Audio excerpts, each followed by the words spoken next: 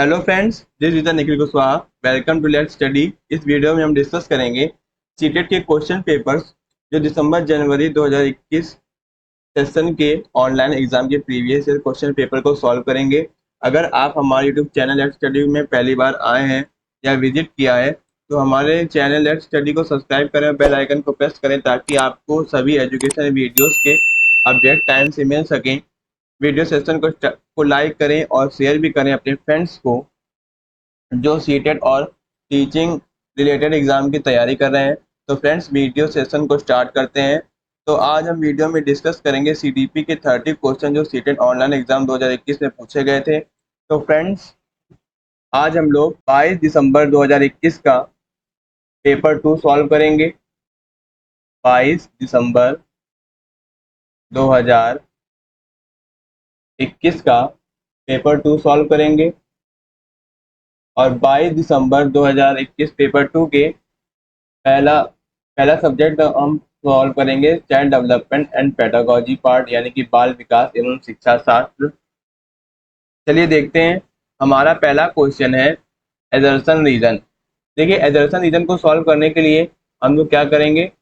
देखिए, आप पे एजर्सन दिया गया है और ये रीजन दिया गया है। एजर्सन का मीन्स का ये कथन दिया है और इसका ये कारण है, यानी कि रीजन। मान लीजिए कथन दिया गया है और रीजन ये दिया गया है। अगर आपका रीजन और एजर्सन और रीजन दोनों ही करेक्ट हैं और दोनों सही व्याख्या करते हैं तो आपका ऑप्शन नंबर फर्स्ट हो जाता है। और अगर दोनों सही हैं, एजर्सन रीजन दोनों सही है लेकिन सही व्याख्या नहीं करते तो ऑप्शन नंबर सेकंड हो जाएगा। और अगर एजर्सन सही है लेकिन उसका रीजन ही गलत है तो ऑप्शन नंबर थर्ड हो जाएगा। अगर दोनों ही गलत हैं तो आपका ऑप्शन हो जाएगा फोर्थ। तो चलिए देखते हैं क्या दिया है। क्वेश्चन नंबर 1 दिया है आपका। दिया गया है कि एजर्सन humans are able to learn and remember new things in motor and cognitive domain throughout their lifespan. Outcome of severely deprived childhood can be easily changed in later years. यानी कि मानव अपने पूरे जीवन काल के दौरान गत्यात्मक और संज्ञानात्मक क्षेत्रों में नई चीजें सीखने और स्मरण रखने के योग्य है। तो ये जो हो जाएगा एजर्सन एकदम बिल्कुल करेक्ट हो जाएगा। एक गंभीर रूप से पीड़ित बचपन के परिणामों को बाद के वर्षों में आसानी से बदला जा सकता है। आपके विकल्प है एजर्सन रीजन, तो ये रीजन जो होगा आपका गलत हो जाएगा, यानी कि पहला भी नहीं होगा, दूसरा भी करेक्ट नहीं होगा, रॉन्ग होगा। थर्ड आपका करेक्ट हो जाएगा जिसमें एजर्सन सही है और रीजन गलत है। तो क्वेश्चन नंबर फर्स्ट का आंसर हो जाएगा A is true but R is false.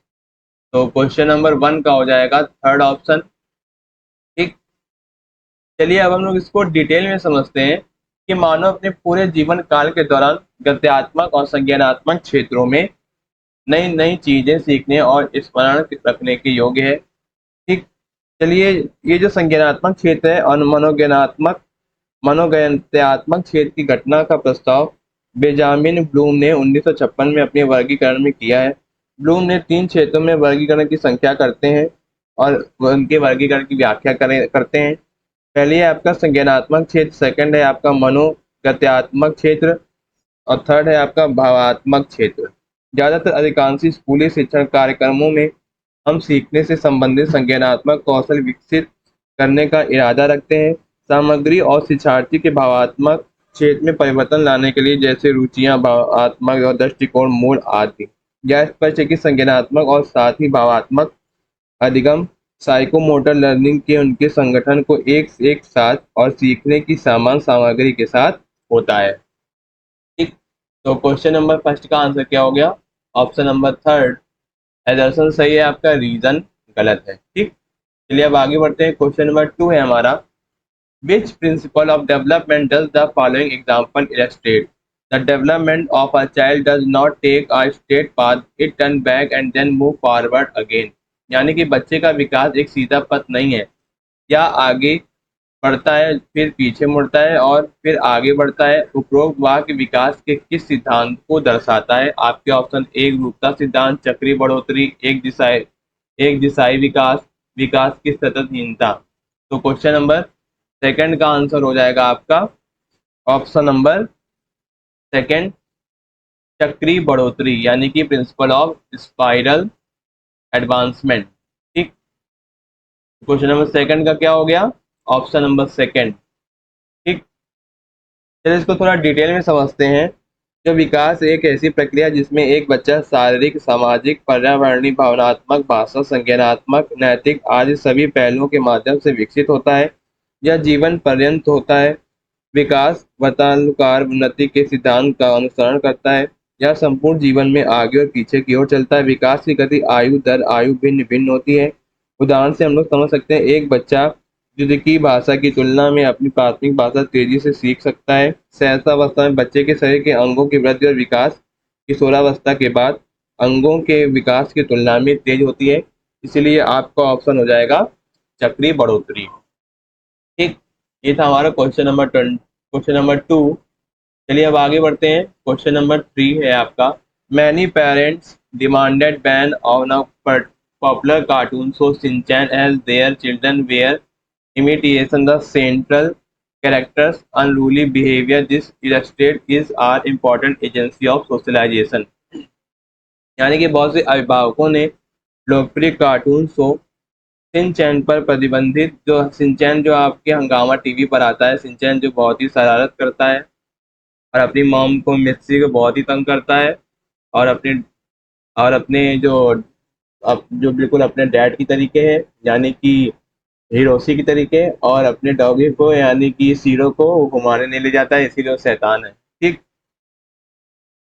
चलिए प्रतिबंध लगाने की मांग रखी है क्योंकि उनके सीखने और इस शो के मुख्य पात्र के अनुशासनहीन व्यवहार की नकल करने लगे थे।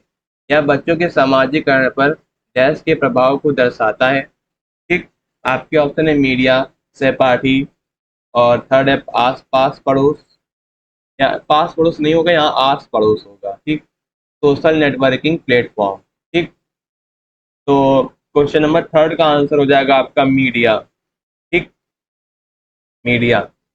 देखिए, जो सामाजिक, इसको हम डिटेल में समझते हैं। थर्ड का ऑप्शन हो जाएगा आपका option number first. Question number third का आंसर होगा ऑप्शन नंबर फर्स्ट, मीडिया। चलिए इसको थोड़ा डिटेल में समझते हैं। सामाजिकरण सीखने का एक तरीका है जिसमें मनुष्य अपने ज्ञान, सीखने और कौशल का निर्माण करने के लिए दोस्तों, परिवार के सदस्यों, शिक्षकों, टेलीविजन, स्मार्टफोन, समाचार पत्र आदि के साथ बातचीत कर रहे हैं। जैसे कि हम टेली या फिर मीडिया का हिस्सा है, और यह बहुत ही प्रसिद्ध है। जन या एक ऐसा सामाजिक वातावरण में सूचना की प्रक्रिया को माध्यम से सीखता है। सामाजिकरण वह प्रक्रिया जो जीवन भर चलती रहती है, जैसे प्राथमिक सामाजिकरण किसी के जीवन के प्रारंभिक वर्षों, जैसे सहसावस्था में प्राथमिक सामाजिकरण में बच्चे की पहचान बनती है। माध्यमिक सामाजिकरण में क्या होता है, यह जन्म के बाद होता है। ठीक, थर्ड का आप क्या हो गया, ऑप्शन नंबर फर्स्ट। ठीक, देखिए जो सामाजिकरण है ना, सामाजिकरण में बहुत सारे आपके कौशल हैं, जैसे ज्ञान सीखने का कौशल, कौशल का निर्माण कैसे किया जाएगा, दोस्तों और परिवारों के सदस्यों, शिक्षकों, टेलीविजन और स्मार्टफोन, समाचार आदि के लिए बातचीत कर रहे हैं। यानी कि जो आपका मीडिया है या आपका टेलीविजन से रिलेटेड है, तो ऑप्शन नंबर थर्ड का हो जाएगा आंसर। क्योंकि ये जो सिंचैन वाला जो शो है, जितने भी कार्टून शोज आते हैं वो आपके टीवी पर आते हैं। जो टीवी है आपका मीडिया है। ठीक, मीडिया। चलिए अब आगे बढ़ते हैं। क्वेश्चन नंबर फोर है आपका, विच of the following statement about progressive education is correct. प्रगतिशील शिक्षण के विषय में कौन सा विकल्प सही है। आपके ऑप्शन में इसमें 62 विधियों छात्रों को योग्यता अंकों के आधार पर समूह बनाना शामिल है, ये बिल्कुल गलत हो जाएगा। इसमें व्यक्तिगत शिक्षण, वर्षांत परीक्षा और अंक आधार पर छात्रों को रैंक देना शामिल है, बिल्कुल गलत। इसमें प्रयोगात्मक शिक्षण तथा विविध विधियों से मूल्यांकन आकलन शामिल है, यह ऑप्शन करेक्ट हो जाएगा। इसमें अभिक्रमित अनुदेशन और प्रोत्साहन के लिए उपयोग दंड और पुरस्कार को सम्मिलित करते हैं, ये बिल्कुल गलत हो जाएगा।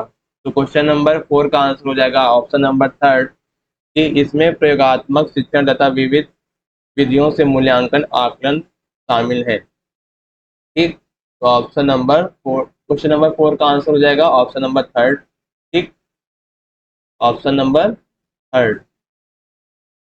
चलिए इसको थोड़ा डिटेल में समझते हैं। जो प्रगतिशील शिक्षा एक ऐसी शिक्षा है जिसमें रटने और औपचारिक शिक्षा के बजाय अनुभवों और व्यवहारिक ज्ञान को मूल्य दिए जाने चाहिए। प्रगतिशील शिक्षा का मुख्य फोकस कर करके सीखते हैं। छात्रों को अपनी पढ़ाई का आनंद लेना चाहिए और अवधारणाओं को हासिल करना चाहिए, रटने में शामिल नहीं होना चाहिए। यह बाल केंद्रित दृष्टिकोण के लिए एक शिक्षा केंद्रित है। एकीकृत पाठचर्या, समस्या समाधान के तरीके, आलोचनात्मक सोच प्रगतिशील शिक्षा का मुख्य हिस्सा है जो बच्चों के दिमाग में अवधारणाओं को विकसित करने में मदद करता है। ठीक, ये है हमारा क्वेश्चन नंबर 4। चलिए अब आगे बढ़ते हैं। Question number 5। जीन प्याजे propose the following sequence of the development stages. देखिए, जो जीन प्याजे के अनुसार जो जीन प्याजे ने विकासात्मक अवस्थाओं को किस क्रम में प्रतिपादित किया है। आपके ऑप्शन है पूर्व संक्रियात्मक अवस्था, संवेगात्मक अवस्था। ठीक, ये सब आपके ऑप्शन दिए हैं। ठीक, तो फिफ्थ का आपका आंसर हो जाएगा ऑप्शन नंबर सेकेंड, संवेगी गामक अवस्था, पूर्व संक्रियात्मक अवस्था, मूर्त संक्रियात्मक और औपचारिक संक्रियात्मक। यानी कि S, P, C and F. यानी कि S for sensory motor, P for pre operational, C for concrete operational और last is formal formal operational. ठीक, चलिए, तो फिफ्थ का आंसर हो गया आपका ऑप्शन नंबर सेकंड। चलिए इसको हम थोड़ा सा डिटेल में समझते हैं। SPCF ये इसकी ट्रिक होती है और इसको लर्न आप इस तरीके से आप कर सकते हो। SPCF, S for sensory, P for pre operational, C for concrete, F for formal operational. ठीक, स्टेजेस। चलिए इसको थोड़ा हम डिटेल में समझते हैं। जीन प्याजे के अनुसार जो जीन प्याजे हैं विभिन्न आयु वर्गों के बच्चों में विभिन्न विकासात्मक चरणों में संज्ञानात्मक विकास का अध्ययन किया है। उन्होंने ये चरण क्रमिक रूप में सेंसरोमीटर चरण जो जन्म से 2 वर्ष तक होता है, यानी कि आपका संवेगी कामक अवस्था, पूर्व संचालन चरण यानी कि प्री ऑपरेशनल जो 2 वर्ष से 6 वर्ष तक के बीच का बच्चा इस स्टेज में होता है तो उसको हम क्या कहते हैं, पूर्व संक्रियात्मक अवस्था। कॉन्क्रीट परिचालन चरण जो 6 वर्ष से लेकर 11 वर्ष तक होता है। औपचारिक परिचालन चरण यानी कि फॉर्मल ऑपरेशनल स्टेज जो 11 साल से लेकर किशोरावस्था और वयस्कता तक चलता रहता है। ठीक, चलिए अब आगे बढ़ते हैं। क्वेश्चन नंबर 6 है आपका, अकॉर्डिंग टू जीन प्याजे which of the following question will be answered by the only the children in the formal operational stage.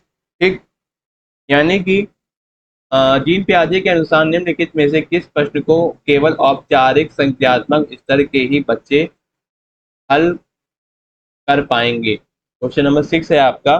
तो आपके ऑप्शन है, रौनक ने कुछ चॉकलेट खाई, उसकी बहन ने उसे 2 गुना चॉकलेट खाई, कुल मिलाकर दोनों ने 9 चॉकलेट खाई, प्रत्येक ने कुल कितनी खाई। और ये गलत हो जाएगा। यदि ए यदि ए तुलनात्मक रूप से बी से बड़ा है और बी और सी से बड़ा है तो ए और सी का संबंध क्या है।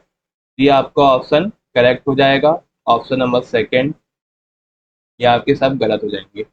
तो चलिए थोड़ा सा डिटेल में समझते हैं। जीन प्याजे के अनुसार मनोवैज्ञानिक, देखिए जो मनोवैज्ञानिक थे जीन प्याजे जीन प्याजे के अनुसार जीन प्याजे ने ये कहा कि जीवन की वास्तविकता की प्रतिबंधित करने और खोजने के लिए एक बच्चे को शक्ति न केवल बच्चे के परिपक्वता स्तर और न ही उसे अनुभव पर बल्कि दोनों की अंतक्रिया पर निर्भर करती हैं।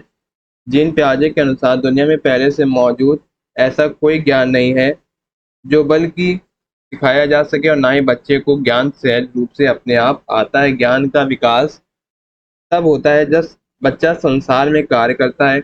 जिन प्याजे ने जोर देकर कहा है कि बच्चे सक्रिय रूप से दुनिया को समझें और अपनी समझ का निर्माण करते हैं। जानकारी केवल पर्यावरण से नहीं उनके दिमाग में प्रवेश नहीं करती है। जैसे जैसे बच्चे बड़े होते हैं अतिरिक्त जानकारी प्राप्त होती है और वे नए विचारों को शामिल करने के लिए अपनी सोच को अनुकूलित करते हैं क्योंकि इसमें दुनिया का उनकी समझ में सुधार होता है। ठीक, चलिए अब आगे बढ़ते हैं। क्वेश्चन नंबर 7 है आपका, according to Lev Vygotsky which of the following factor influence learning, यानी कि लेव वेगोट्स्की के अनुसार निम्नलिखित में से कौन सा कारक अधिगम को प्रभावित करता है। आपके ऑप्शन है सामाजिक अंतक्रिया, बिल्कुल सही। सांस्कृतिक उपकरण, बिल्कुल सही। भाषा, बिल्कुल सही। नकारात्मक पुनर्बलन, बिल्कुल गलत। ठीक, तो इसमें आपका फर्स्ट ऑप्शन सही हो जाएगा, सेकंड सही हो जाएगा और थर्ड सही हो जाएगा, यानी फर्स्ट, सेकंड एंड थर्ड। कौन से ऑप्शन में दिया गया है? Option number third. तो क्वेश्चन नंबर 7 का आपका आंसर हो जाएगा option number third, first, second and third. ठीक, इसमें आपका क्या होगा? फर्स्ट ऑप्शन सही होगा, सेकंड ऑप्शन सही होगा और थर्ड ऑप्शन सही होगा। फोर्थ ऑप्शन क्या होगा? गलत हो जाएगा। फर्स्ट ऑप्शन सही है, सेकंड और थर्ड। ठीक, तो क्वेश्चन नंबर 7 में थर्ड थर्ड में ऑप्शन है फर्स्ट, सेकंड और थर्ड। इसमें फर्स्ट और सेकंड थर्ड ऑप्शन दिया है थर्ड वाले ऑप्शन में, इसीलिए आपका ऑप्शन क्या हो जाएगा? क्वेश्चन नंबर 7 का ऑप्शन हो जाएगा ऑप्शन नंबर थर्ड। चलिए अब इसको हम डिटेल में समझते हैं।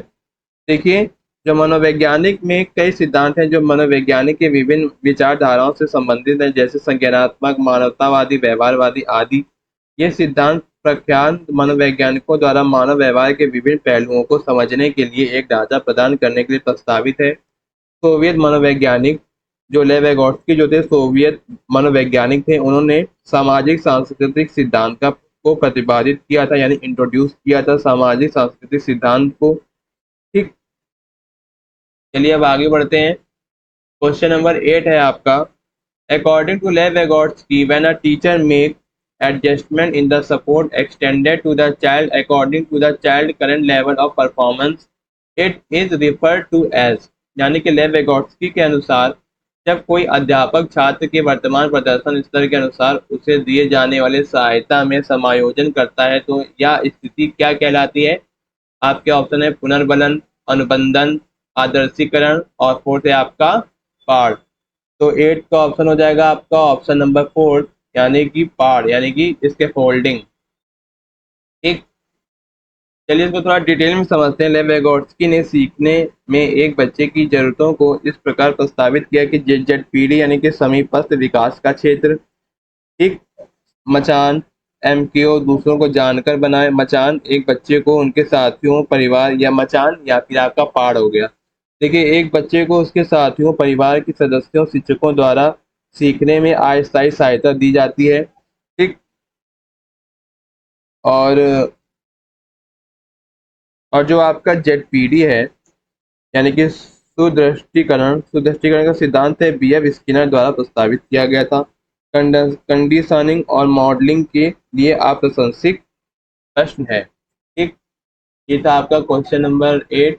चलिए अब आगे बढ़ते हैं। क्वेश्चन नंबर 9 है आपका, according to the Lawrence Kohlberg the child moral development in stage third maintaining the mutual relation the golden rule refer to the stage where, यानी कि लॉरेंस कोहल्सबर्ग के अनुसार बच्चों के नैतिक विकास के तीसरे स्तर पर आरंभिक संबंधों को बनाए हुए होता है। स्वर्णिम नियम वाले स्तर को कहा गया है। आपके ऑप्शन, बच्चों दूसरों को पसंद रखना, उनकी सहायता करना, बच्चा समझता है कि सामाजिक व्यवस्था अपने कर्तव्य पालन पर आश्रित उसे बनाए रखता है। सही कार्यों की कसौटी के नियम, मान्यताओं, आवश्यकताओं और अधिकार हैं जिनमें सर्वसम्मति से समाज स्वीकारता है।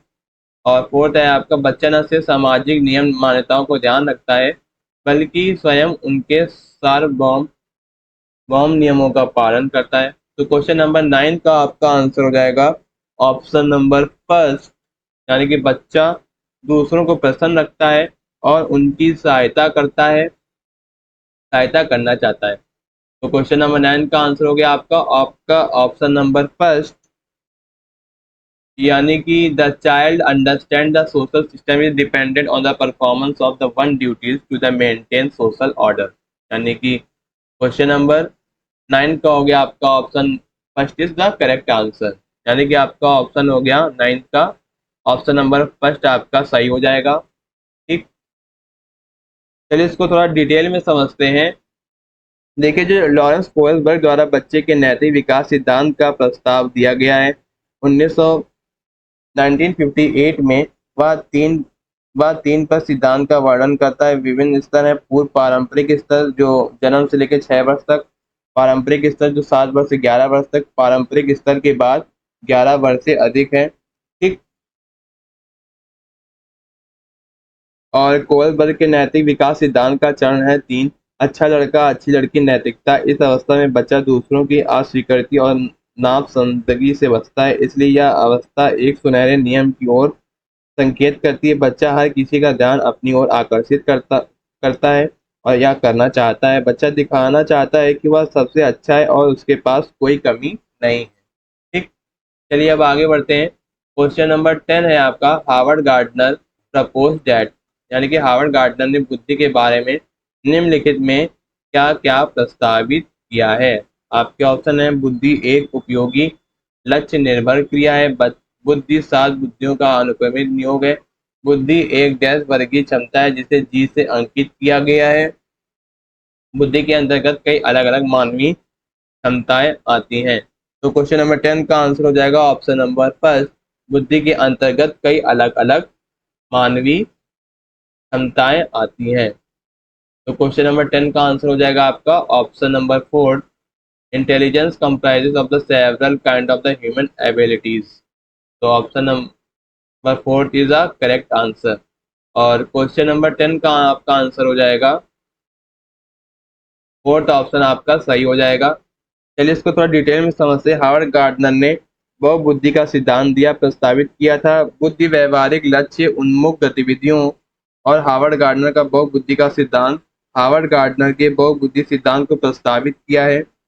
लोग उस सभी बुद्धि के साथ पैदा नहीं होते हैं, तो उसके पास कभी भी होगी। इसका सिद्धांत ने उस पारंपरिक धारणाओं को चुनौती दी है जिसके अनुसार एक ही प्रकार की बुद्धि होती है जिसमें कभी कभी सामान्य बुद्धि के लिए जी के रूप में जाना जाता है, जो केवल संज्ञानात्मक क्षमताओं पर केंद्रित होता है। उन्होंने अपने सिद्धांतों को 8 प्रकार में विभाजित किया है: भाषाई, संगीतज्ञ, तार्किक, गणितज्ञ, स्थानिक, शारीरिक, अंतर्वैयक्तिक और अंतर्वैयक्तिक प्रकृतिवादी। ठीक। चलिए अब आगे बढ़ते हैं। क्वेश्चन नंबर 11 है आपका, several television commercial depict man and women in stereotypical roles, how should our teacher discuss the issue in her classroom. यानी कि बहुत से टेलीविजन विज्ञापनों में जितने भी एडवर्टाइजमेंट आते हैं आपके टीवी चैनल पर या फिर टीवी पर, पुरुष और महिलाओं के उनके रूढ़िवादी भूमिकाओं में दर्शाते हैं। एक अध्यापिका को अपनी कक्षा में उस विषय पर किस प्रकार चर्चा करनी चाहिए। आपके ऑप्शन है, वह उन्हें उन विज्ञापनों में दिए गए व्यक्तित्वों को उनके ज्यों के त्यों स्वरूप फेस वैल्यू पर स्वीकार करने को प्रोत्साहित करे, बिल्कुल सही है। और वह उन्हें विशेषज्ञ आलोचनात्मक दृष्टि से विश्लेषण करें, किसी की तर्कीब निर्णय पर पहुंचने के लिए प्रोत्साहित करें, बिल्कुल गलत। आपका थर्ड ऑप्शन है, उन्हें विज्ञापन में दिए गए तथ्यों के आधार पर निर्णय लेने लेने के लिए ले नहीं लेने के लिए है यहाँ पर, लेने के लिए प्रोत्साहित करें, बिल्कुल गलत। और छात्रों को विज्ञापन में दिए गए पुरुष महिला व्यवहार को अनुकरण के लिए प्रोत्साहित करें, बिल्कुल गलत। तो ऑप्शन नंबर 11 का आपका आंसर हो जाएगा, वह उन्हें विज्ञापनों में दिए गए व्यक्तियों को उनको ज्यों के त्यों स्वरूप फेस वैल्यू पर स्वीकार करने को प्रोत्साहित करें। 11 का क्या हो जाएगा आपका आंसर, ऑप्शन नंबर फर्स्ट आपका सही हो जाएगा। यानी कि option number first, he should encourage students to accept statement made in the television commercial at face value। चलिए इसको थोड़ा डिटेल में समझते हैं। रूढ़िवादिता कुछ भी है जो लोगों के एक बड़े समूह को एक या कई विशेषताओं में वर्गीकृत करती है जो वास्तव में उनके प्रतिनिधि हो सकते हैं या नहीं भी हो सकते हैं। यह हमारे आसपास के विश्व को नामनीकरण करने या वर्गीकृत करने के लिए उसे समझने योग्य बनाना और एक त्वरित और आसान तरीका है। छात्रों के जीवन में रूढ़िबद्ध विचारों को निम्न प्रकार समाप्त किए जा सकते हैं, जैसे कि यदि शिक्षक प्रत्येक स्थिति के बारे में गहन दृष्टिकोण से सोचने में छात्र की मदद करता है, यदि छात्र परिस्थितियों का विश्लेषण करते हैं और फिर निर्णय लेने के लिए आगे बढ़ते हैं, यदि वे एक एकता में रहते हैं वे सामूहिक कार्य, टीम वर्क, सामूहिक चर्चा में संलग्न रहते हैं, यदि छात्र का अधिगम समावेशी शिक्षा कक्षा में किया जाता है तो शिक्षक को कभी भी छात्र को किसी के ज्यों के त्यों स्वरूप फेस वैल्यू का विश्लेषण किए बिना उसे स्वीकार करने के लिए प्रोत्साहित नहीं करना चाहिए। ठीक। तो क्वेश्चन नंबर, अब आगे बढ़ते हैं। क्वेश्चन नंबर 12 है आपका, in the context of the cognitive and language development who said true come first then language. यानी कि जहाँ तक भाषा विकास का संबंध है, किसने यह कहा है कि विचार पहले आता है फिर भाषा। आपके ऑप्शन है जीन पियाजे, लेव वेगोट्स्की, बी.एफ. स्किनर और जेरोम ब्रूनर। तो आपका ऑप्शन हो जाएगा फर्स्ट, जीन पियाजे। ठीक, जीन पियाजे। फिर इसको थोड़ा हम डिटेल में समझते हैं। देखिए, जो जीन पियाजे ने कहा है कि विचार भाषा से पहले आता है, जीन पियाजे 1896 से 1980 तक इस मनोवैज्ञानिक ने 1936 में बच्चों के विकास के संज्ञानात्मक सिद्धांत को बताया है। जीन पियाजे एक रचनावादी सिद्धांतकार थे। उन्होंने कहा था कि बच्चा स्वयं करके सीखता है। पियाजे ने कहा कि बच्चे के संज्ञानात्मक विकास पर भाषा का सीधा प्रभाव नहीं पड़ता, लेकिन उन्होंने यह भी कहा है कि संज्ञानात्मक विकास होने के बाद भी भाषा का विकास हो सकता है या होगा।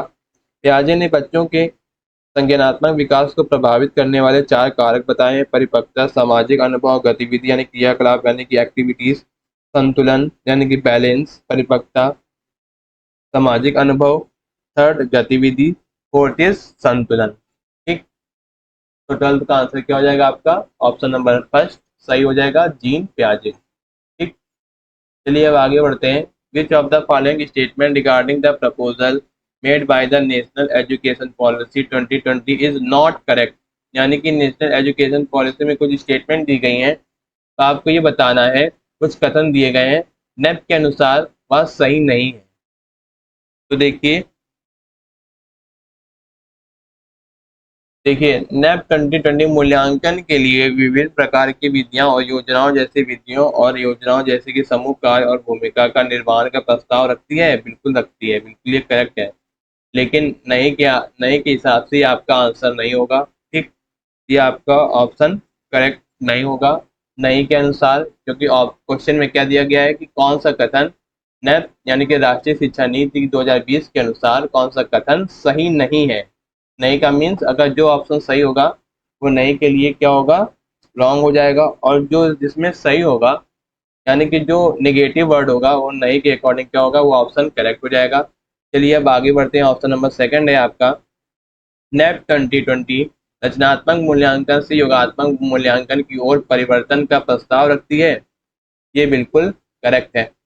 नेप प्रस्तावित करती है, ये यही होगा आपका आंसर है। फिर आगे बढ़ते हैं। नेप 2020 प्रस्तावित करती है कि शिक्षक द्वारा दिए गए आकलन से अलग अलग आकलन के अन्य मार्गों और जैसे कि स्वयं आकलन तथा सम समूह आकलन को प्रोत्साहित करना चाहिए। बिल्कुल सही है, लेकिन नहीं के अकॉर्डिंग आपका ये ऑप्शन गलत हो जाएगा। ठीक, ये जो सेकंड कथन दिया गया ना, या ये क्वेश्चन आपका जो है या ऑप्शन दिया गया है ना, क्वेश्चन के अकॉर्डिंग ये आपका ऑप्शन सही हो जाएगा, लेकिन ये नेगेटिव वर्ड है। जो नेगेटिव वर्ड होता है वो जब अगर कथन सही नहीं है तो उसके अकॉर्डिंग क्या हो जाएगा ऑप्शन, ये आपका करेक्ट हो जाएगा।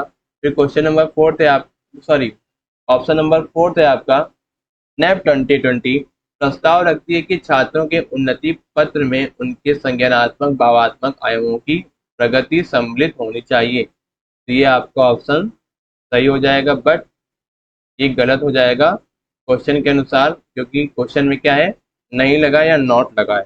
ठीक, तो क्वेश्चन नंबर 13 का आंसर हो जाएगा option number second is correct answer. ठीक, ऑप्शन नंबर सेकेंड। ठीक है, तो चलिए थोड़ा समझते हैं डिटेल में। नई शिक्षा नीति प्रत्येक व्यक्ति की रचनात्मक क्षमता के विकास पर विशेष जोर देती है। यह इस सिद्धांत पर आधारित है कि शिक्षक को न केवल संज्ञानात्मक क्षमताओं, साक्षरता और संज्ञानात्मक की आधारभूत क्षमता और उच्च क्रम संज्ञानात्मक क्षमताओं जैसे कि महत्वपूर्ण सोच और समस्या समाधान का विकास करना चाहिए, बल्कि सामाजिक, नैतिक और भावनात्मक क्षमता और मनोभाव का भी विकास करना चाहिए। मूल्यांकन के लिए ये विभिन्न तरीके और रणनीतियां जैसे कि समूह कार्य और भूमिका निर्वहन का उपयोग किया जाता है। शिक्षक द्वारा मूल्यांकन के अलावा अन्य तरीके जैसे कि स्वयं मूल्यांकन और सहकर्मी मूल्यांकन को प्रोत्साहित किया जाना चाहिए। छात्र के रिपोर्ट कार्ड में संज्ञानात्मक, भावात्मक तथा मनोगत्यात्मक क्षेत्र में प्रगतिशील शामिल होनी चाहिए। आज की कोचिंग संस्कृति को प्रोत्साहित करने वाले योगात्मक आकलन के बजाय सीखने के लिए नियमित रचनात्मक मूल्यांकन पर ध्यान दें। ठीक, चलिए अब आगे बढ़ते हैं। क्वेश्चन नंबर 14 है आपका, should term take slow learner brilliant and average be used to describe student in a classroom. यानी कि क्या किसी कक्षा में धीमी गति से सीखने वाले शिक्षार्थी, मेधावी और औसत जैसे शब्दावली विद्यार्थियों का उल्लेख करने के लिए प्रयोग में लानी चाहिए। आपके ऑप्शन है जी हाँ, या विद्यार्थियों को अपने अपने निष्पादन के स्तर को समझने में मदद करता है, या आपका ऑप्शन क्या हो जाएगा, गलत। जी नहीं, ये शब्दावलियों विद्यार्थियों की योग्यता के आधार पर उनका नामीकरण करती है और समावेशी नहीं। ये आपका ऑप्शन क्या हो जाएगा, करेक्ट। जी हाँ, ये शब्दावली अध्यापक को विद्यार्थियों का वर्गीकरण करने में मदद करती है। कभी भी हम लोग किसी भी विद्यार्थी का वर्गीकरण नहीं करेंगे, यानी कि बांटेंगे नहीं कि अलग अलग कक्षाओं में नहीं बैठाएंगे, उनको अलग अलग नहीं बैठाएंगे। तो आपका ऑप्शन गलत हो जाएगा। जी नहीं, ये वर्गीकरण पर्याप्त नहीं है। हमें विद्यार्थियों के बारे में समझ बनाने के लिए इसमें अधिक शब्दावली की जरूरत है। अगर नहीं की जगह हाँ होता, ये आपका ऑप्शन करेक्ट हो सकता था, लेकिन ये आपका ऑप्शन हो जाएगा रॉन्ग। तो क्वेश्चन नंबर 14 का आंसर हो जाएगा आपका option number second, no this term label children based on the ability and non inclusive. यानी कि क्वेश्चन नंबर 14 का आंसर हो जाएगा आपका ऑप्शन नंबर सेकंड, क्या हो जाएगा, करेक्ट। और क्वेश्चन नंबर क्या हो जाएगा, ऑप्शन नंबर सेकंड हो जाएगा आपका सही। यानी कि जी नहीं, ये शब्दावलियां विद्यार्थियों की योग्यता के आधार पर उनका नामीकरण करती हैं और समावेशी नहीं। तो चलिए इसको थोड़ा डिटेल में समझते हैं। तो आपकी समावेशी शिक्षा है। समावेशी शिक्षा का अर्थ है कि प्रभावी कक्षा बनाना जहां सभी बच्चों को शैक्षिक आवश्यकताओं को पूरा किया जाता है, चाहे उनकी योग्यता या अक्षमता कुछ भी हो। छात्र चाहे लड़का हो या लड़की, शिक्षा में होशियार हो या कमजोर, अमीर हो या गरीब, पूर्ण हो या शारीरिक रूप से विकलांग, सभी छात्रों के लिए शिक्षकों द्वारा शिक्षा और उपचार सभी पहलुओं में समान होना चाहिए, यानी कि इक्वल होना चाहिए। समावेशी शिक्षा के अनुसार शिक्षकों को सभी छात्रों के साथ एक समान व्यवहार करना चाहिए, ताकि छात्रों के बीच धीमी गति और सीखने वाले शानदार और औसत के रूप में वर्गीकरण छात्रों पर नकारात्मक प्रभाव पड़े। समावेशी शिक्षा शिक्षकों को छात्रों को उनकी क्षमताओं या अक्षमताओं के आधार पर वर्गीकृत करने की अनुमति नहीं देती है। ठीक, चलिए अब आगे बढ़ते हैं। क्वेश्चन नंबर 15 है आपका, which kind of the diversity should a teacher respect and include in her classroom. ठीक, तो यह अध्यापिका को अपने कक्षा कक्ष में किन विभिन्नताओं को सम्मान देना चाहिए और सम्मिलित करना चाहिए, क्षेत्रीय, सामाजिक, संस्कृति, आर्थिक और भाषाई। तो ये देखिए जो क्वेश्चन है ना, क्वेश्चन नंबर 15 है आपका, ये बोनस मार्क्स वाला क्वेश्चन है। जिसमें क्या है, क्वेश्चन के अकॉर्डिंग जो आपका क्वेश्चन दिया गया है, इसमें सारे आपके ऑप्शन करेक्ट हैं। इसमें क्या, जिस कैंडिडेट ने 22 दिसंबर 2021 के सीडीपी पार्ट में अगर क्वेश्चन नंबर 15 में कोई भी अगर ऑप्शन लगाया हो, तो उसमें आपको क्या मिलेंगे, एक बोनस मार्क्स मिलेगा, क्योंकि इसमें क्या है, सारे ऑप्शन क्या है, करेक्ट है। इसीलिए आपने देखा होगा आंसर की में 9 दिया होगा। 9 का मीन्स क्या होता है, बोनस मार्क्स, यानी कि सबको क्या मिलेंगे, एक मार्क्स मिलेगा, बोनस मार्क्स मिलेगा आपको सारे कैंडिडेट्स को जिन्होंने 22 दिसंबर 2021 के पेपर 2 को सॉल्व किया है, सीडीपी पार्ट के क्वेश्चन नंबर 15 को। तो क्वेश्चन नंबर 15 क्या है आपका, बोनस मार्क्स वाला क्वेश्चन है, जिसमें सारे क्या है, सारे ऑप्शन आपके क्या है, करेक्ट है। ठीक, चलिए थोड़ा इसको डिटेल में समझ लेते हैं कि ये क्वेश्चन क्या है और कैसे इसको सॉल्व करेंगे। सारे ऑप्शन इसके करेक्ट हैं। ठीक, विविधता का अर्थ है सामूहिक भिन्नता, अर्थात ऐसी भिन्नताएं जो लोगों के एक समूह को दूसरे समूह में भिन्न करती हैं। ये भिन्नताएं किसी प्रकार की स्थिति हो सकती हैं, जैसे जैविक हो गया आपका, धार्मिक, क्षमता, भौतिक स्थितियां, रूप, रंग, सांस्कृतिक और भाषी। यानी कि इसमें जो आपके क्वेश्चन के अकॉर्डिंग क्या है, सारे ऑप्शन क्या है, करेक्ट है। तो इसीलिए ये जो क्वेश्चन नंबर 15 है आपका बोनस मार्क्स का क्वेश्चन है, इसमें आपको सारे कैंडिडेट्स को क्या मिलेंगे, एक एक नंबर का आपका बोनस मार्क्स मिलेगा। ठीक, जिन्होंने 22 दिसंबर 2021 का पेपर दिया था, सीडीपी पार्ट का जो क्वेश्चन नंबर 15 है उसमें आपको क्या मिलेगा, एक नंबर का बोनस मार्क्स। चलिए अब आगे बढ़ते हैं। Question number 16, Murthy uh grade 4 student is able only at the level of grade first student. He also has difficulty matching sound, spelling words and reading letters. Murti show characteristics of, यानी कि मूर्ति कक्षा 4 का विद्यार्थी है। पठन के संदर्भ में वह केवल उतना ही पढ़ पाता है जितना किसी कक्षा में के एक के विद्यार्थी का स्तर होता है। मूर्ति को ध्वनि का मिलान करें, शब्दों की वर्तनी तथा पठन में भी कठिनाई आती है। मूर्ति निम्नलिखित में से किस किस लक्षण से प्रभावित है, यानी किस लक्षण को प्रदर्शित कर सकता है। आपके ऑप्शन है गति संवर्ग वैकल्य, गुणज वैकल्य, पठन वैकल्य और लेखन वैकल्य। तो 16 का आपका आंसर हो जाएगा पठन वैकल्य, यानी कि डिसलेक्सिया। ठीक, चलिए इसको थोड़ा हम डिटेल में समझते हैं। क्वेश्चन नंबर 16 का आंसर क्या होगा आपका, ऑप्शन नंबर थर्ड पठन वैकल्य आपका क्या होगा, सही हो जाएगा आपका ऑप्शन। चलिए थोड़ा इसको समझते हैं कि पठन वैकल्य क्या है। तो सीखने की अक्षमता उन प्रकार के विकार हैं जो बोली जाने वाली या लिखित भाषा में सम्मिलित समस्याओं को समझाने, गणित की गणना करने वाली, आंदोलन को समन व्यतीत करने या सीधे ध्यान देने की क्षमता को प्रभावित करते हैं। हालांकि सीखने की अक्षमता बहुत छोटे छोटे बच्चों में होती है। आमतौर पर विचारों को तब तक पहुंचाना नहीं पड़ता जब तक कि बच्चा स्कूल की उम्र तक नहीं पहुंच जाता है। जो डिसलेक्सिया है आपका, यह एक विकलांगता है जिसमें छात्र को शब्दों के वर्तनी में कठिनाई का सामना करना पड़ता है।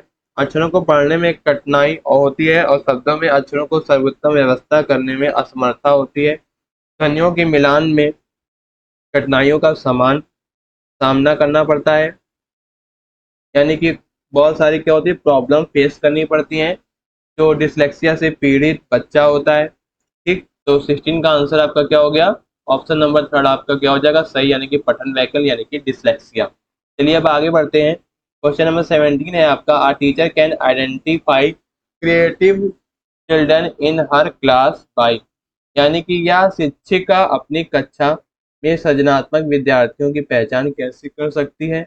आपके ऑप्शन है उनकी अभिसारी सोच की क्षमता के आधार पर, समकक्षों के बीच उनकी प्रसिद्धि को आंक कर, उनकी मौलिक सोच के आधार पर, उनके सरल व प्रत्यास्पण आधारित क्रियाकलापों के चुनाव के आधार पर। तो 17 का आंसर क्या हो जाएगा आपका, उनकी मौलिक सोच के आधार पर। ठीक, there innovative style of thinking. चलिए इसको थोड़ा हम डिटेल में समझते हैं। जो आपका उनकी मौलिक सोच के आधार पर जो सृजनात्मक विद्यार्थी होते हैं, एक शिक्षिका अपनी कक्षा में सृजनात्मक विद्यार्थियों की उनके मौलिक चिंतन करने के आधार पर पहचान कर सकती है। सृजनात्मक या हमें नवचारों के साथ समस्या का अधिक खुले तौर पर देखने और हल करने में मदद करती है या मस्तिष्क का विकास करती है। जब विद्यार्थी एक मौलिक चिंतन विकसित करता है तो वह अलग अलग विचारों के साथ ही एक ही समस्या का सामना कर रहा होता है। इससे बच्चे में सृजनात्मक का विकास होता है। चलिए अब आगे बढ़ते हैं। क्वेश्चन नंबर 18 है आपका, what are the following behaviour primary characteristics of impulsivity, low attention span, forgetting, inability और to sit for the long, यानी कि निम्नलिखित व्यवहार किसके लक्षण हैं। आवेगशीलता, कम समय तक ध्यान केंद्रित कर पाना, व्यग्रता, बहुत देर तक बैठने की अक्षमता। तो आपके ऑप्शन है स्वालीनता, प्रतिभाशीलता, अवधान न्यूनता, अधिक्रियाशीलता विकार और सृजनात्मक। 18 का आपका हो जाएगा थर्ड, अवधान न्यूनता और अधिक्रियाशीलता का विकार, यानी कि attention deficit hyper activity disorder, यानी कि 18 का आपका आंसर हो जाएगा option number third is the correct answer, यानी कि अवधान न्यूनता अधिक्रियाशीलता विकार, यानी कि 18 का आपका आंसर हो जाएगा ऑप्शन नंबर थर्ड आपका सही हो जाएगा। चलिए इसको थोड़ा हम डिटेल में समझते हैं। देखिए जो ये attention deficit hyper activity disorder होता है या मस्ती विकार है, जो आपको ध्यान देने में, बैठने, स्थिर रहने और अपने व्यवहार को नियंत्रित करने के तरीकों को प्रभावित करता है, या बच्चों और किशोरों में होता है और वह सकता है, यानी एडल्टहुड में भी जारी रह सकता है। एडीएचडी वाले बच्चों को ध्यान देने और आवेगी व्यवहार को नियंत्रित करने में परेशानी हो सकती है। एडीएचडी बच्चों में सबसे अधिक पाया जाने वाला मानसिक विकार है। ठीक, 18 का क्या हो जाएगा आपका? Third is the correct answer. चलिए अब आगे बढ़ते हैं। विच of the following strategy does not the promote inclusion, यानी कि निम्नलिखित में से कौन सी विधि समावेशन के अनुकूल नहीं है? आपके ऑप्शन है लचीले समूह का वर्णन गणन का बिल्कुल गलत, विभेदित अनुदेशन बिल्कुल गलत, योग्यता आधारित सामूहिकरण। तो 19 का आपका आंसर हो जाएगा ऑप्शन नंबर थर्ड, सही हो जाएगा, योग्यता आधारित समूहीकरण, यानी कि ability grouping. Option number third is the correct answer. ठीक, क्वेश्चन नंबर 19 का आपका आंसर हो जाएगा ऑप्शन नंबर थर्ड आपका सही होगा, यानी कि योग्यता आधारित समूहीकरण। चलिए इसको थोड़ा डिटेल में समझते हैं। देखिए, एक ही काम को अनेक बार दोहराने की व्याकुलता मेधावी बच्चों की विशेषता नहीं है। मेधावी बच्चे एक ही काम को कई बार करना पसंद नहीं करते, क्योंकि एक ही काम को कई बार करने की वे समस्या के प्रति अनाकर्षक महसूस करते हैं। मेधावी बच्चे का मीन्स होता है गॉड गिफ्टेड चिल्ड्रन। ठीक, और जो सामान्य होते हैं और जो क्या होते हैं, योग्यता आधारित सामूहिकरण। तो 19 का आपका हो जाएगा थर्ड। ठीक, ये इंक्लूजन जो होगा आपका समावेशन, जो बच्चे क्या होते हैं उनके उनके अनुसार जो अनुकूलन होता है आपका, लचीले समूह समूह का गणन नहीं होता, विभेदित अनुदेशन नहीं होता है, और योग्यता आधारित सामूहिकरण नहीं होता है, जिसके अकॉर्डिंग समावेशन के अनुकूल नहीं होगा। योग्यता आधारित सामूहिकरण जो पाठचर्या में यथेचित समायोजन है, तो ये समावेशन के अनुकूल होगा। ये भी आपका रॉन्ग हो जाएगा, क्योंकि क्वेश्चन में क्या दिया, अनुकूल नहीं है। चलिए अब आगे बढ़ते हैं। क्वेश्चन नंबर 20 है आपका, विच of the following is not a correct characteristics of the child with giftedness, यानी कि निम्नलिखित में से कौन सी एक मेधावी बच्चे की विशेषता नहीं है? उच्च स्तर का समर्पित भाव, स्वतंत्र रूप से काम करने की प्राथमिकता, एक ही काम को उनके अनेक बार दोहराने की व्याकुलता, किसी समस्या पर काम करते हुए अनेक विकल्पों की पहचान करने की योग्यता। यानी कि एक मेधावी बच्चे, यानी कि गॉड गिफ्टेड जो चिल्ड्रन है या चाइल्ड है, उसकी विशेषता कौन सी नहीं होंगी? तो 20 का आपका आंसर हो जाएगा किसी समस्या पर काम करते हुए अनेक विकल्पों की पहचान करने की योग्यता। ठीक, वो जिस तरह का समर्पित भाव है बिल्कुल सही है। स्वतंत्र रूप से काम करने की प्राथमिकता, ये भी मेधावी बच्चे की विशेषता है। एक ही काम को अनेक बार दोहराने की व्याकुलता, ये भी एकदम करेक्ट है। लेकिन ये किसी समस्या पर काम करते हुए उनके विकल्पों को पहचान करने की योग्यता नहीं देता है। ये आपको क्या हो जाएगा, ऑप्शन करेक्ट हो जाएगा। तो क्वेश्चन नंबर 20 का आपका आंसर हो जाएगा 20 का फोर्थ। ठीक, eagerness to repeat the same task multiple times, यानी कि कोई जो गॉड गिफ्टेड बच्चा है किसी भी अनेक विकल्प को दोबारा बार बार रिपीट नहीं करता है। ठीक, चलिए अब आगे बढ़ते हैं। क्वेश्चन नंबर 21 है आपका, a teacher should employ classroom management strategies which focus on, यानी कि अध्यापक को कक्षा प्रबंधन कौशल किस प्रकार बल देना चाहिए? कठोर नियमानुसार कक्षा नियंत्रण बिल्कुल गलत, कोई भी कठोर नियम नहीं बनाने चाहिए कक्षा में। कक्षा को नियंत्रण करने के लिए, यानी कि क्लास को कंट्रोल करने के लिए कोई भी स्ट्रिक्ट रूल नहीं बनाने चाहिए, यानी कि कठोर नियमानुसार कक्षा नियंत्रण नहीं करनी चाहिए। सभी छात्रों के समान व्यवहार की अपेक्षा अपेक्षा नहीं करनी चाहिए, यानी कि बिना प्रश्न पूछे सबकी आज्ञा का पालन करने का संस्कार बिल्कुल गलत। अपनी प्रतिक्रियाओं के लिए प्रचुर अवसर देना, हाँ बिल्कुल गलत। अपनी प्रतिक्रिया जब बच्चा दिखाएगा तभी तो उसको प्रचुर अवसर मिलेंगे, हर बार उसको अवसर मिलेगा ना। तो 21 का क्या होगा आपका आंसर फोर, 21 का ऑप्शन हो जाएगा option number 4 is the correct answer. जो ऑप्शन नंबर 4 है आपका सही हो जाएगा, यानी कि अपनी प्रतिक्रियाओं के लिए प्रचुर, यानी कि giving ample opportunity for the self reflection. चलिए इसको थोड़ा डिटेल में समझते हैं। देखिए, जो कक्षा प्रबंधन का अर्थ है सख्त आदेश नहीं, बल्कि कक्षा में सकारात्मक वातावरण का निर्माण करना। अध्यापकों का व्यवहार मुख्य योगदान कारक है। एक कुशल और निपुण अध्यापक कक्षा का प्रबंधन इस तरह से करता है कि उसे कभी भी अनुशासन की समस्या का सामना नहीं करना पड़ता है। एक अच्छे अध्यापक को छात्रों को प्रतिक्रियाओं के लिए प्रचुर अवसर देना चाहिए। कक्षा में लचीला व्यवहार करना चाहिए। उनका छात्रों के लिए कठोर व्यवहार नहीं होना चाहिए। भावनात्मक रूप से सुखद और प्रेरक वातावरण बनना चाहिए और छात्रों के लिए दंड से बचने का प्रयास करना चाहिए। सभी छात्रों को समान और बराबर अवसर देने चाहिए। ठीक, चलिए अब आगे बढ़ते हैं। Which is the most effective strategies to encourage conceptual development in children, यानी कि बच्चों में संप्रत्यात्मक विकास को प्रोत्साहित करने के लिए कौन सी विधि सबसे प्रभावी है। तो आपके ऑप्शंस दिए गए हैं। जब तक बच्चों में वांछित संप्रदायात्मक परिवर्तन न हो तब तक दंड का उपयोग करना, दंड का उपयोग नहीं किया जाएगा। ये आपका ऑप्शन गलत हो जाएगा। रट्टा लगाने, जहाँ भी रट्टा लगाने के लिए आ जाए ना तो ऑप्शन बिल्कुल गलत हो जाएगा। अगर नहीं है, ये क्या है आपका रट्टा लगाना निगेटिव वर्ड है, ये आपका ऑप्शन गलत हो जाएगा। बहुत से उदाहरण व गैर उदाहरण देना तथा बच्चों को तर्क शक्ति का उपयोग करने के लिए प्रोत्साहित करना, तो यह आपका क्या हो जाएगा, ऑप्शन करेक्ट हो जाएगा। बच्चों को अपनी स्कीमा के संज्ञानात्मक विकास करने पर इनाम देना, ये बिल्कुल गलत। अपनी स्कीमा पे नहीं, बच्चों के हर एक समान व्यवहार को देखना, उनकी स्कीमाओं पर संज्ञानात्मक विकास करने पर उनकी मदद करना और उसके बाद इनाम देना। ठीक, तो 22 का आपका आंसर हो जाएगा option number 3 is the correct answer. ठीक, यानी कि बहुत से उदाहरण व गैर उदाहरण देना तथा बच्चों को तर्क शक्ति का उपयोग करने के लिए प्रोत्साहित करना। 22 का आपका क्या हो जाएगा आंसर, ऑप्शन नंबर 3 आपका ऑप्शन सही हो जाएगा। Give a variety of examples and non examples and encourage the student to use reasoning, आपका ऑप्शन 3 करेक्ट हो जाएगा। चलिए इसको थोड़ा हम डिटेल में समझते हैं।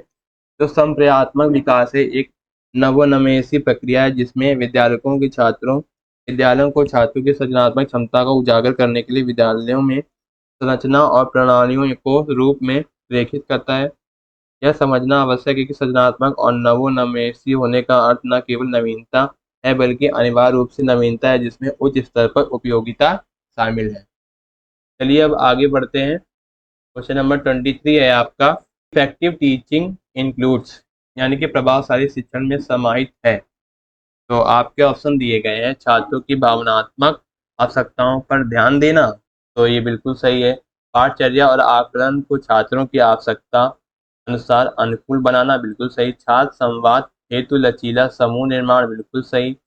कठोर कक्षा नियंत्रण प्रबंधन, देखिए क्लास में क्या होगा, कभी भी स्ट्रिक्ट रूल अप्लाई नहीं किया जाएगा, यानी कोई भी कठोर कक्षा नियंत्रण प्रबंधन नहीं करना चाहिए, ये आपका ऑप्शन गलत हो जाएगा। 23 में आपके ऑप्शन हो जाएंगे, फर्स्ट सही हो जाएगा, सेकंड सही है और थर्ड, यानी कि फर्स्ट, सेकंड और क्या है, थर्ड।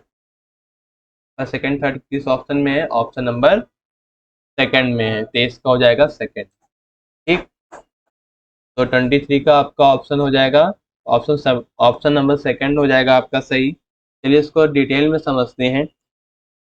जो प्रभावशाली शिक्षण है, यानी कि प्रभावशाली शिक्षण एक ऐसा सफल शिक्षण के ज्ञान, रणनीतियों और आचरण का वर्णन करने के लिए प्रयोग किया जाने वाला शब्द है। यह एक छात्र के जीवन और शैक्षणिक करियर पर सकारात्मक प्रभाव डालने की क्षमता रखता है, जिसमें महत्वपूर्ण कौशल सिखाने, नई अवधारणाओं को प्रस्तुत करने और कक्षा को किसी भी चिंता का प्रबंधन करने की क्षमता शामिल है। ठीक, चलिए अब आगे बढ़ते। क्वेश्चन नंबर 24 है, Rekha provide a map of India which land forms and rivers to the her student and encourage them to the make initiative guesses about the location of major cities in it. Her approach to teach learning is, तो आपके दिया गया रेखा ने अपनी छात्र मात्राओं को भारत का मानचित्र दिया, अंतर्ज्ञान अनुमान के आधार पर मुख्य नगरों के स्थान बताने को उत्साहित किया, उसका यह शिक्षण अवबोध का उपागम क्या कहलाएगा? आपके ऑप्शन है रटना, बिल्कुल गलत। खोज शिक्षण, बिल्कुल सही। अभिनव अनुदेशन, इसमें कोई भी अभिनव नहीं होगा, ये बिल्कुल आपका ऑप्शन हो जाएगा गलत। अनावृत शिक्षण, ये भी आपका ऑप्शन गलत हो जाएगा। तो 24 का ऑप्शन हो जाएगा खोज शिक्षण, यानी कि डिस्कवरी लर्निंग। ठीक, चलिए इसको थोड़ा डिटेल में समझते हैं। देखिए, जो आपकी डिस्कवरी लर्निंग है यानी कि खोज शिक्षण है, जो खोज शिक्षण एक प्रकार का शिक्षण है जिसमें छात्र अपने संज्ञान के माध्यम से समस्या के लिए सही उपागम ढूंढ कर सीख सकता है। जैसे उदाहरण, जैसे मानचित्र पर गंगा नदी को खोजना। ठीक, तो ऑप्शन नंबर सेकंड आपका सही हो जाएगा, खोज शिक्षण। चलिए अब आगे बढ़ते हैं। क्वेश्चन नंबर 25 है आपका, presentation of a concept and its sub concept in a hierarchical and interconnected manner is called. यानी कि किसी संप्रत्यय तथा उसे उप संप्रत्यय के अधिक्रम और तथा अंत संबंधित रूप से क्या प्रस्तुत कहलाती हैं? तो आपके ऑप्शन है स्मृति सहायक विधियां, खोज विधि, चित्रण आयोजक, और क्या है आपका कलन विधि। 25 का आपका आंसर हो जाएगा option number third is correct answer, चित्रण आयोजक। 25 का ऑप्शन क्या हो जाएगा? थर्ड आपका सही हो जाएगा, यानी कि graphic organiser. Option number third is the correct answer. ठीक, चलिए इसको थोड़ा डिटेल में समझते हैं। देखिए, जो एक चित्रण आयोजक एक दृश्य और चित्रण प्रदर्शन है जो अधिगम के कार्य के भीतर तथ्यों, शर्तों और विचारों के बीच संबंध को दर्शाता है। ग्राफिक आयोजक विचारों को ग्राफिक रूप से विकसित व्यवस्थित करने में महत्वपूर्ण है। यह एक अवधारणा और उसकी उप अवधारणाओं को एक दूसरे से जुड़े तरीकों से प्रस्तुत करने की अवधारणा है। चलिए अब आगे बढ़ते हैं। क्वेश्चन नंबर 26 है आपका, several educational reports are revealing that the students are underperforming than the expected learning levels. The first until of the analysis to understand this gap should be। शिक्षा की कई प्रतिवेदनाएं यह दिखा रही हैं विद्यार्थी प्रत्याशित अधिगम स्तरों से कम प्रदर्शन कर रहे हैं। इस दूरी को समझने के लिए विश्लेषण की प्रथम इकाई क्या होनी चाहिए? आपके ऑप्शन है तंत्र, बच्चा, समुदाय, अभिभावक। तो 26 का आपका आंसर हो जाएगा ऑप्शन नंबर थर्ड, तंत्र यानी कि system. Option number first is the correct answer. ठीक, यानी कि तंत्र यानी कि सिस्टम। ठीक, option number first is the correct answer. चलिए थोड़ा इसको डिटेल में समझते हैं। अधिगम स्तर जो आपका है, अधिगम स्तर एक न्यूनतम मानदंड है जो परिभाषित करता है कि विद्यार्थी को आयु के अनुसार कितना सीखना चाहिए। जैसे पहली कक्षा का एक बच्चा पेंसिल पकड़ना अच्छी तरह से जानता है, यदि उसे पेंसिल पकड़ने में कोई समस्या आती है तो यह माना जाता है कि बच्चे के साथ अधिगम में कुछ समस्या है। ऐसे कई कारक हैं जो विद्यार्थियों के अधिगम में अंतर पैदा करते हैं, जैसे उनका विकास, उनका वातावरण, उनका विद्यालय तंत्र, शिक्षण का तरीका जिसका वे प्रयोग कर रहे हैं, उनके शिक्षक आदि। ठीक, ये था आपका क्वेश्चन नंबर 26। चलिए अब आगे बढ़ते हैं। क्वेश्चन नंबर 27 है आपका, children enhancing motivation to learn is increased when। यानी कि बच्चे अब पढ़ाई के लिए आंतरिक रूप से अभिप्रेरित होते हैं जबकि दंड और पुरस्कार पर बल दिया जाता है। बिल्कुल गलत। पाठन में केवल स्मृति और पुनरावृत्ति पर जोर दिया जाता है। बिल्कुल बिल्कुल आपका यह ऑप्शन क्या हो जाएगा? गलत। उनका शैक्षणिक वातावरण, उनमें उपनत्व और का भाव, उनकी क्रियात्मक या क्रिया शक्ति में तीव्रता लाना या तीव्रता लाता है। बिल्कुल सही है। शिक्षक उन्हें आज्ञा पालन करने के लिए उत्साहित करते हैं और उच्च स्तरीय मापदंडों पर उनका आकलन करते हैं। बिल्कुल गलत।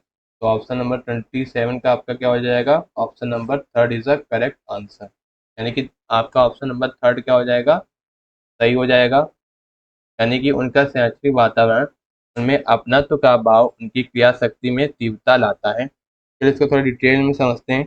अभिप्रेरणा, अभिप्रेरणा शब्द लैटिन शब्द मूवर से लिया गया है, जिसका अर्थ है चलना या मनुष्य और उनके जीवों के व्यवहार को निर्देशित सक्रिय करने वाले कारक हैं।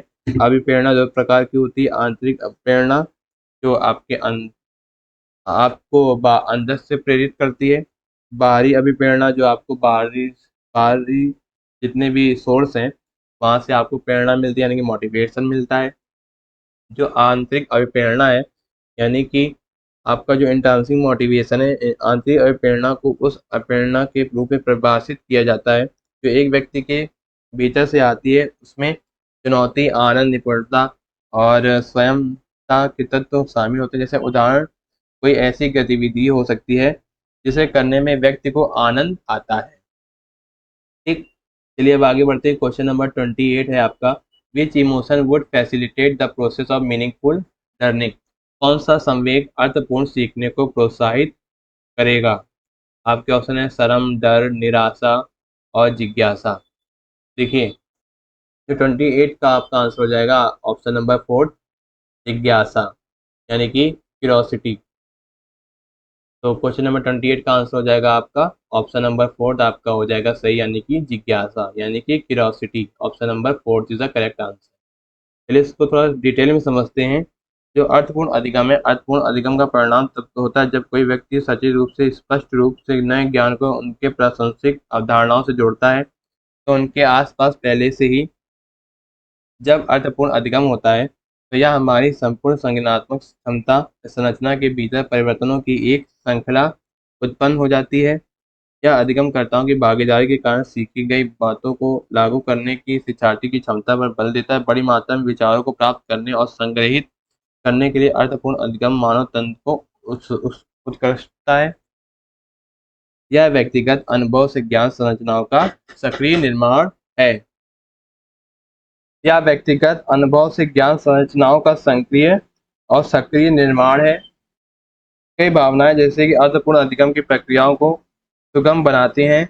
ये हैं आपकी खुशी, यानी कि हैप्पीनेस, और बेस्ट क्वालिटी ऑफ आइडियाज, यानी कि बड़ी मात्रा में विचारों का प्रबंधन करना या प्राप्त करने और संग्रहित करने के लिए अर्थपूर्ण अधिगम मानव तंत्र की उत्कृष्टता है। चलिए अब आगे बढ़ते हैं। क्वेश्चन नंबर 29 है आपका, assertion reason, teacher must encourage children to share the naive और intuitive theory that they construct. आपका रीजन है, all children start off the we pre conception of really and this conception influence their understanding in schools. यानी कि बच्चों द्वारा निर्मित सहज या अंतर्ज्ञान सिद्धांतों का उन्हें साझा करने के लिए उन्हें प्रोत्साहित करना चाहिए। कारण है आपका, सभी बच्चे वास्तविकता की पूर्व संकल्पनाओं से आरंभ करते हैं या विद्यालय में उनकी समझ को या ये संकल्पनाएं प्रभावित करती हैं। तो इसमें क्या है आपका, इसमें जो आपका एजर्सन है और रीजन है दोनों सही होंगे। और जो रीजन है सही व्याख्या करता है एजर्सन का, यानी कि कथन का। तो ऑप्शन नंबर फर्स्ट हो जाएगा आपका करेक्ट आंसर, यानी कि 29 का आपका हो जाएगा ऑप्शन नंबर फर्स्ट। देखिए, जो अंतर ज्ञान है, अंतर, इसको हम डिटेल में समझते हैं थोड़ा। जो आपका जो अंतर ज्ञान है, अंतर ज्ञान का अर्थ है बिना किसी अप्रत्यक्ष या प्रत्यक्ष प्रमाण या तर्क प्रक्रिया के किसी चीज को समझने या जानने की क्षमता होना। सहज या अंतर ज्ञान क्षमताओं की विशेषताएं, ये क्षमताएं छात्रों को अपसारी रूप से सोचने पर मजबूर करती हैं। ये क्षमताएं छात्रों को परिस्थितियों से संबंधित सभी पहलुओं को शामिल करने में मदद करती हैं।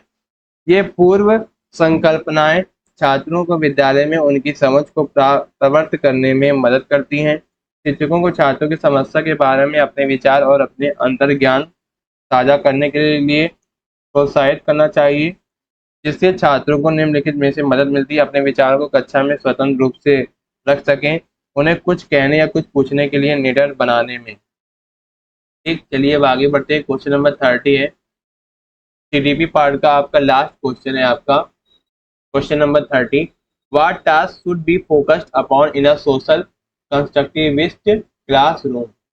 यानी कि सामाजिक संरचनावाद या संरचनात्मक कक्षा में किस तरह के क्रियाकलापों पर बल देना चाहिए? आपके ऑप्शन है, जो चुनौतीपूर्ण हो और समालोचनात्मक चिंतन की अनुमति दे, जो पुनरावर्ती हो और यांत्रिक हो, और थर्ड है आपका, जो पाठ्य सामग्री के प्रत्यास्मरण पर आधारित हो, और फोर्थ है आपका, जो बच्चे द्वारा पूछताछ की अनुमति ना दें। तो क्वेश्चन नंबर 30 का आपका आंसर हो जाएगा ऑप्शन नंबर फर्स्ट, जो चुनौतीपूर्ण हो और समालोचनात्मक चिंतन की अनुमति दें, यानी कि task that are challenging and allow critical thinking. 30 का आपका क्या हो जाएगा? आपका ऑप्शन नंबर 30 का आपका आंसर हो जाएगा, क्वेश्चन नंबर 30 का ऑप्शन हो जाएगा option number first, task that are challenging and allow critical thinking, यानी कि ऑप्शन नंबर फर्स्ट आपका करेक्ट हो जाएगा। यानी कि जो ऑप्शन नंबर फर्स्ट आपका सही हो जाएगा, यानी कि जो चुनौतीपूर्ण हो और समालोचनात्मक चिंतन की अनुमति दें। तो 30 का आपका ऑप्शन हो जाएगा ऑप्शन ऑप्शन नंबर फर्स्ट आपका हो जाएगा सही, जो चुनौतीपूर्ण हो और समालोचनात्मक चिंतन की अनुमति दें। तो फाइनली फ्रेंड्स, आपके सीडीपी पार्ट के जो 23 दिसंबर 2001 जो 22 दिसंबर 2021 के पेपर 2 के सीडीपी पार्ट के सीडीपी पार्ट के 30 क्वेश्चंस यहीं पर ही खत्म होते हैं, यहीं पर ही फिनिश होते हैं। आई होप आपको यह वीडियो पसंद आया होगा, डिस्कशन पूरा पसंद आया होगा। इस क्वेश्चन पेपर को हमने बहुत ही डिटेल में डिस्कस किया है और यह पेपर इम्पॉर्टेंट है जो सभी टीचिंग एग्जाम के लिए तैयारी कर रहे हैं, जो सभी लोग टीचिंग एग्जाम से रिलेटेड उनकी तैयारी कर रहे हैं, जिसमें child development and pedagogy subject पूछा जाता है। और ये जो क्वेश्चन पेपर है, इस क्वेश्चन पेपर से कुछ क्वेश्चंस के आने की उम्मीद है। जो लोग टीचिंग एग्जाम से रिलेटेड टीचिंग एग्जाम की तैयारी कर रहे हैं, तो वीडियो को लाइक करें और शेयर करें, और वीडियो अच्छा लगा हो और पसंद आया हो तो हमारे चैनल लेट्स स्टडी को सब्सक्राइब करें और बेल आइकन को प्रेस करें, ताकि सभी लेटेस्ट वीडियो के अपडेट्स आपको टाइम से मिल सकें। This was a Nikhil Kushwaha. Thank you guys, thank you watching my videos and watching my YouTube channel. मिलते हैं अगले वीडियो में, जिसमें हम लोग डिस्कस करेंगे सीटेट एग्जाम के नेक्स्ट क्वेश्चन पेपर को सॉल्व करेंगे। All the very very best for the CTET July 2023 exams. Thank you, धन्यवाद।